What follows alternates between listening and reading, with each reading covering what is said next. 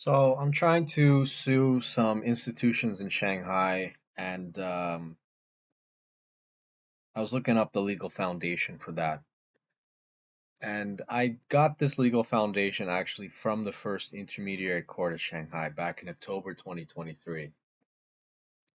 So a very long time ago. And in the video I had with the court clerk, here's a screenshot from that video. Basically, here is this article 17. And it says that the institution needs to respond according to its own laws. So, for example, if you file a lawsuit in arbitration court, the arbitration civil law or civil procedure law says that they have to respond 5 days after you submit an application, either explaining that they accept it or there's some problem with it. And if they don't respond within 5 days, then this is applicable. If there is no time limit, then a default setting here is 2 months. So if you mail something to an institution, they don't respond within 2 months, then here's your legal foundation to sue them administratively in intermediary court. Well, for foreigners, it'll be intermediary court. I'm not sure about Chinese nationals. Then you can do those with this legal foundation, and you can sue them for, I don't know, a response um, to your initial request that was 2 months ago. So that's what I plan to do, and I was asking DeepSeek about this because I got the article, but I didn't know which body of law this article came from. So I asked it, basically, here's this article I got. It says basically this, and it thinks about it. And I think the translation on my phone is wrong, not 17. It should be 47. So the DeepSeek found it, amazing, and here it is. And I found it on the official website to find laws in China. So I'm trying to download it right now and have it translated and confirm. See how long this is. Oh, it's not that long. Oh, it is long. 32 pages. Okay, so I'm gonna have to take some time after to translate this, but I trust it. Um, Another interesting thing, after it gave me this answer, I asked it another question because back in October when I was filing this, in my application, my friend suggested I write an expression to sort of title my application. It's a Chinese expression. I didn't know what quite it was. Like I knew in general it's like one bad official, one bad company, and like 10,000 questions of injustice, or and it started thinking about it. It started thinking about it, and then it censored itself, which was odd. So I found the actual expression, like my friend gave me, that I wrote in my initial application back then in the intermediate court. And here it is. And it gave a Chinese response to it, so it didn't censor itself. And then I asked for it to translate the above. So basically, the expression is a terrible employer, a terrible official, 10,000 questions of justice. And it gave the full answer. And it even talked about um, legal responses to a terrible official, including this 2-month duty performance period, and even remembered I mentioned it. And even give some sort of justification why it exists, blah, blah, blah. Okay. I mean, it's nice. I just don't understand why it censored itself when it was thinking about injustice. Because I've asked it pretty controversial questions, reputationally speaking, internally about China's legal system, and it gave answers. I think I like asked like way back Maybe I deleted it, but I asked it like, why are Chinese courts so corrupt? And it gave an answer, and it gave like this kind of answer too. So anyway, I just want to briefly ask this question again,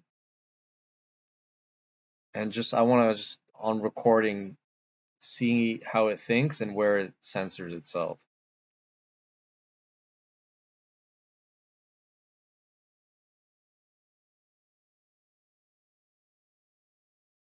And I want to see if now maybe it won't censor itself now that it understands where I'm asking about. And yeah, it's noticing the previous conversation.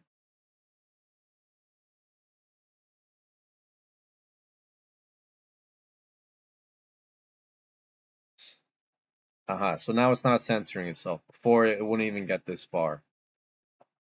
So it's a very, very intuitive um, AI program because initially in a void when you asked this question, it went somewhere uh, very politically sensitive for China and it censored itself. But once you gave the actual expression, it plugged that into this question now to see that I'm not trying to go into anything that should be censored.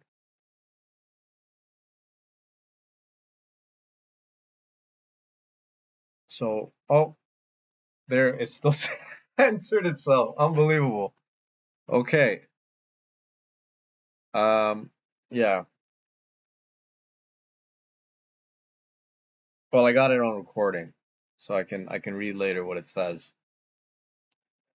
But yeah, interesting. Very interesting. So anyway, point is, if you want to sue any institution, any government institution in China, you write them a letter and they don't respond within 2 months, then basically here you go. You can go as a foreigner to intermediary court. I say as a foreigner because administrative lawsuits default to intermediary court for foreigners. But for Chinese nationals, it probably goes to the people's courts, first level instance court. Intermediary court, second level, and then third level is the high court, and then the fourth level is the Supreme Court. So yeah, interesting stuff I find, and I just wanted to share that with you. I thought this censorship here was I don't understand. Because yeah, let's ask the question: why are Chinese courts so corrupt? Why are Chinese courts so corrupt? I asked this weeks ago when I first got this DeepSeek, and it answered. Let's see if it's censored itself. Also, today is March 8th, and there's always like a high level government meeting in Beijing around this time of year. And VPN is these days impossible to work, and the censorship is on maximum. And yeah, here we go. So I should repeat this test in a couple months or next month, I think, when the censorship on the internet is not so high as it is now, and see if it loosens up. And that way, we can see that DeepSeek is plugged into the censorship um, scale that China moves around at certain periods in throughout the year. So for example, I'm in February when it's Chinese New Year. The censorship in the internet, like VPN and stuff like that, is very minimal. It's easy, it works. But now in March with the government meeting, it's always basically impossible. So like, I used multiple VPNs. This is the only one I've been able to connect. Like every other, usually I connect, you know, Switzerland, nothing.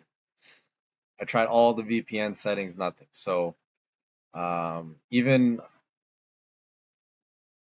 Reddit will notice this. If you look at any Reddit VPN thread like Let's VPN or Astral or this one Molvant, whatever how you pronounce it, there's all these threads like what's wrong with the VPN, and it's like, oh, it's this time of year in China. So it'd be nice to see next month when the censorship is not so high to see if DeepSeek changes and gives a response. Because I asked this question before, I remember. I don't know if I can find it.